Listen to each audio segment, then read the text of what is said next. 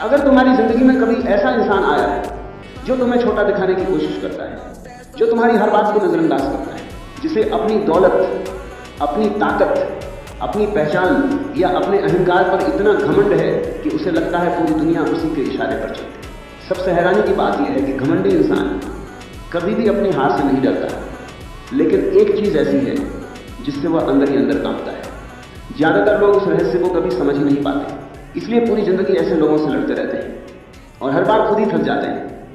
लेकिन आज तुम वह जानोगे जो बहुत कम लोग समझ पाते हैं।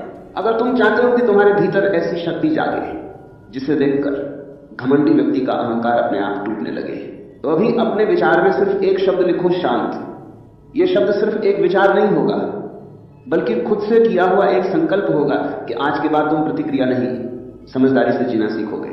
घमंडी इंसान को देखकर अधिकांश लोग यही सोचते हैं कि उसे उसी की भाषा में जवाब देना चाहिए। अगर वह ऊंची आवाज में बोलता है तो उससे भी ऊंची आवाज में बोलो। अगर वह अपमान करता है तो उसका भी अपमान करो।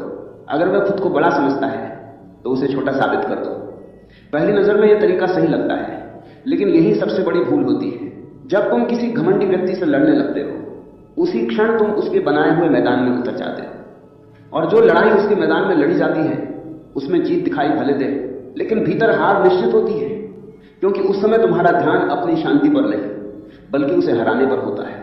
और जो व्यक्ति तुम्हारा ध्यान अपने ऊपर ले आया, उसने आधी जीत उसी पल हासिल कर ली। जरा सोचो, अगर कोई तुम्हें गुस्सा दिला दे और तुम अपना संतुलन खो बैठो, तो वास्तव में किसकी हार हुई?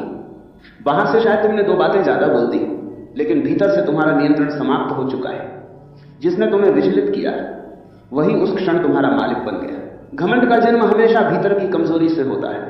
जो व्यक्ति सच में मजबूत होता है, उसे अपने आप को बड़ा साबित करने की जरूरत नहीं।